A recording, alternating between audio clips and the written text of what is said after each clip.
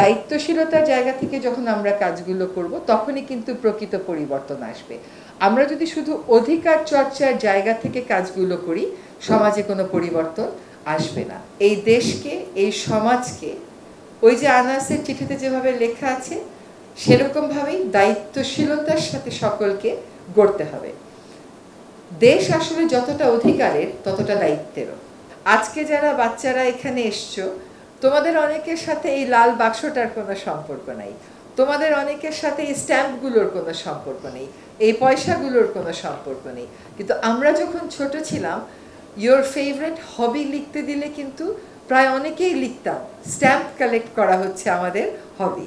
তোমাদের হবি নিশ্চয়ই বদলে গেছে, আর তোমাদের হবি লিখতে গেলে তোমরা আর স্ট্যাম্প কালেকশনের কথাটা ভাবো না। কিন্তু আগে যখন আমরা স্ট্যাম্প কালেক্ট করতাম কয়েকটা দেশেরই ভালো ভালো সুন্দর সুন্দর বড় বড় ল্যামিনেটেড স্ট্যাম্প কালেক্ট করতাম। কিন্তু এখন যোগাযোগের এই যুগে ভানুয়াতুর স্ট্যাম্পও কালেক্ট করি। এবং এই যে জলবায়ু পরিবর্তন, এই জলবায়ু পরিবর্তনে ভানুয়াতুও নাকি পৃথিবীতে আর থাকবে না, মালদ্বীপও নাকি পৃথিবীতে আর থাকবে না। এই স্ট্যাম্পগুলো আসলে তাদের জাতিসত্তার একটা পরিচায়ক হিসাবে অনেক দিনই কিন্তু আমাদের মধ্যে বেঁচে থাকবে। আজকে যারা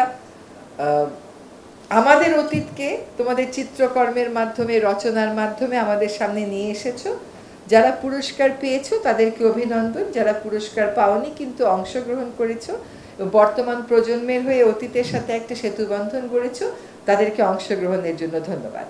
আজকে উঠতে সময় একটা চিঠি পড়লাম, শহীদ আনাসের চিঠি।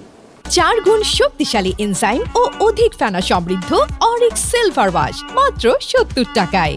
যেটা শেষ লাইনটা আমাকে খুব কষ্ট দিয়েছে, যে যত ভুল আছে সব ভুলের জন্য আমি ক্ষমা চেয়ে নিচ্ছি। আসলে এখন জাতি গঠনের একটা খুবই গুরুত্বপূর্ণ সময়ে আমরা এসে পৌঁছেছি। স্পষ্টতই আমাদের প্রজন্মের সাথে আমাদের পরবর্তী প্রজন্মের প্রত্যাশার একটা বড় ধরনের দূরত্ব আছে। প্রত্যাশার এই বড় দূরত্ব আমাদেরকে পূরণ করতে হবে। এই দেশকে, এই সমাজকে ওই যে আনাসের চিঠিতে যেভাবে লেখা আছে সেরকমভাবেই দায়িত্বশীলতার সাথে সকলকে গড়তে হবে। দেশ আসলে যতটা অধিকারের ততটা দায়িত্বেরও। যে জিনিসটা আনাস উপলব্ধি করেছিল সে জিনিসটা আমরা যখন সকলেই উপলব্ধি করব তখন আসলে যে পরিবর্তনটার জন্য 2000 প্রাণ চলে গেল, প্রায় 450 মানুষ দৃষ্টিশক্তি হারালো, গণতন্ত্রে উত্তরণের একটা সুযোগ আমরা পেলাম, সেই উত্তরণটা যেন মানসম্মত উত্তরণ হয়। আমরা যেন পরবর্তী প্রজন্মের জন্য একটা বাসযোগ্য, একটা সাংস্কৃতিকভাবে সমৃদ্ধ, সাম্যভিত্তিক একটা সমাজ গড়ে তুলতে পারি। সেজন্য আজকে যারা অংশগ্রহণ করেছো তাদের কাছে আহ্বান রইল, এই যাত্রাপথ কখনোই মসৃণ হবে না।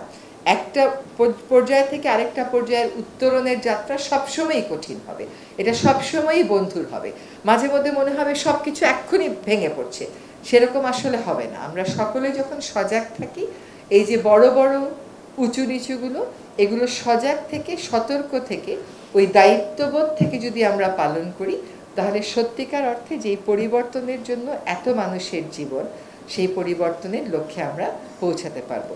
তোমরা সজাগ থাকবে, তোমরা সক্রিয় থাকবে, সব সময় পৃথিবীটাকে কেমন করে চললে তোমাদের জন্য নিরাপদ হবে সেটা মনে করিয়ে আমাদেরকে দিবে। শেষ করি একটা কথা বলি, এই যে প্যালেস্টাইনে যে জাহাজগুলো গেল সেই জাহাজের মধ্যে গ্রেটা থুনবার্গ বলে একজন ছিলেন।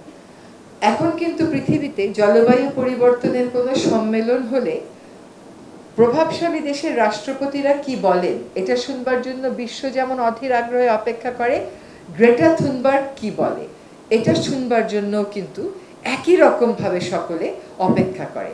সে সত্য কথা বলার মাধ্যমে পৃথিবীতে একটা স্থান করে নিয়েছে। সে তার জীবনে অনেক ভোগ, অনেক ত্যাগ বিসর্জন দিয়েছে। সে দায়িত্বশীলতার জায়গা থেকে বিশ্বে এই কাজগুলো করে। দায়িত্বশীলতার জায়গা থেকে যখন আমরা কাজগুলো করব তখনই কিন্তু প্রকৃত পরিবর্তন আসবে। আমরা যদি শুধু অধিকার চর্চার জায়গা থেকে কাজগুলো করি সমাজে কোনো পরিবর্তন আসবে না। এবং পৃথিবীতে নন্দিত যত নেতা আছে সকল নেতাই বিচক্ষণতার জন্য নন্দিত হলেও সাথে আরেকটা এলিমেন্ট ছিল, সেটা হচ্ছে ত্যাগ। এবং দায়িত্বশীলতা। তো এগুলোর মাধ্যমে আশা করি আমরা আমাদের কাঙ্ক্ষিত বাংলাদেশে পৌঁছাবো, যে বাংলাদেশ আধুনিক হলেও সাম্যভিত্তিক হবে, যে বাংলাদেশে সত্যিকার অর্থে কোনো বৈষম্য থাকবে না, এবং যে বাংলাদেশ পরবর্তী প্রজন্মের জন্য, তরুণ তরুণীদের জন্য একটি নিরাপদ ভূখণ্ড হবে। অনেক ধন্যবাদ আমাকে এখানে আমন্ত্রণ দেওয়ার জন্য।